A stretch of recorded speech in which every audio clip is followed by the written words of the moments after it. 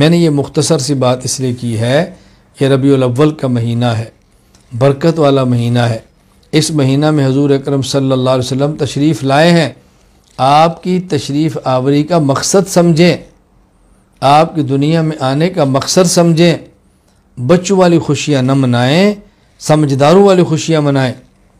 کسی کے گھر میں مہمان آتا ہے، بڑے بھی خوش ہوتے ہیں، بچے بھی خوش ہوتے ہیں۔ بچے خوش ہوتے ہیں کہ مہمان آیا ہے تو آج چاول پکیں گے، مہمان آیا ہے بریانی پکے گی، مہمان آیا ہے سویاں پکیں گی، بچے اس پہ خوش ہیں۔ اور بڑے خوش ہیں، بھئی یہ بہت بڑا آدمی ہے، معزز مہمان ہمارے گھر آیا ہے، ہمیں شرف میزبانی بخشا ہے، تو ہم کوشش کریں گے ان کی آمد کے مقصد کو پورا کریں۔ یہ کیوں آئے ہیں؟ یہ کیوں آئے ہیں؟ تو بچے خوش ہوتے ہیں کہ ان کے آنے پر پکے گا، اور بڑے خوش ہوتے ہیں کہ ان کے آنے کے مقصد کو سمجھ کے ہم ان کی ضرورت کو پورا کریں گے۔ تو رسول اللہ صلی اللہ علیہ وسلم دنیا میں کیوں تشریف لائے؟ اس مقصد کو سمجھیں۔ صرف ان کے آنے پر جھنڈیاں لگانا، ان کے آنے پر جلوس نکالنا، ان کے آنے پر مٹھائیاں تقسیم کرنا، اس کا مطلب یہ آپ کی آمد کے مقصد کو سمجھا نہیں ہے۔ میں ایک بات عرض کیا کرتا ہوں بات سمجھانے کے لیے، رسول اللہ صلی اللہ علیہ وسلم کی آمد کا مقصد اور اللہ کے نبی کے دور کی بچیاں بھی سمجھ گئی تھیں، اور آمد کا مقصد آج کے بڑے بھی سمجھنے کے لیے تیار نہیں۔ جب رسول اللہ صلی اللہ علیہ وسلم مدینہ منورہ میں تشریف لائے ہیں اور آپ مدینہ میں داخل ہو رہے ہیں اور استقبال ہو رہا ہے، اور بچیاں کیا پڑھ رہی ہیں؟ طلع البدر علینا من ثنیات الوداع وجب الشکر علینا ما دعا للہ داعی ایها المبعوث فینا جئت بالامر المطاع۔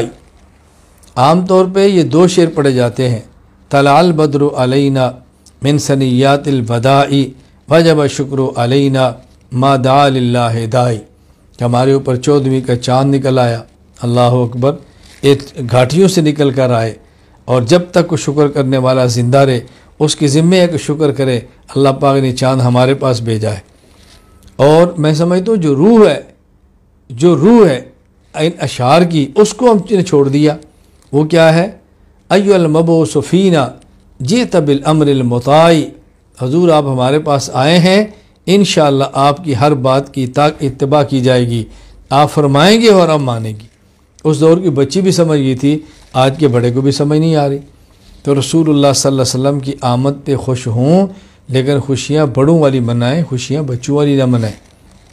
مجھے یہاں بات یاد آئی، میں اپنے تبلیغی جماعت کے احباب سے گزارش کیا کرتا ہوں، عام طور پہ وہ اہل بدعت کے لیے ایک جملہ کہا کرتے ہیں، بھی یہ ہمارے بڑے بھائی ہیں۔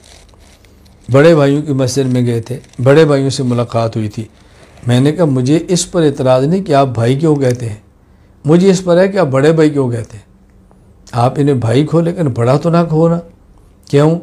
رسول اللہ صلی اللہ علیہ وسلم کی آمد پر وہ خوشیاں مناتے ہیں جو بچوں والی ہیں، تو کہنا بھی ہے تو ان کو چھوٹے بھائی کہو، ان کو بڑے بھائی تو نہ کہو، چھوٹے بھائی کو، کیونکہ انہوں نے کام جو چھوٹوں والا کیا تو چھوٹے بھائی ہوئے، آپ ان کو بڑے بھائی کہہ رہے ہیں۔ پھر دوسری بات میں عرض کیا کرتا ہوں کہ دیکھو جب بڑا کہیں گے تو بڑے کی عظمت ہوتی ہے، اور یہ تو مریض ہے، مریض کی عظمت نہیں ہوتی ہے، مریض پر شفقت ہوتی ہے، اور چھوٹے پر بھی شفقت ہوتی ہے۔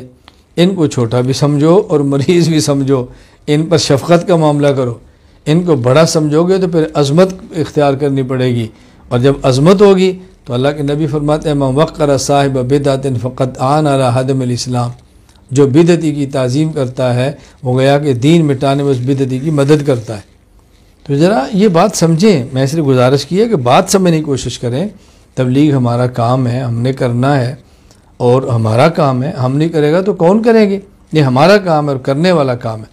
اللہ تعالیٰ میں یہ بات سمجھنے کی توفیق عطا فرمائے۔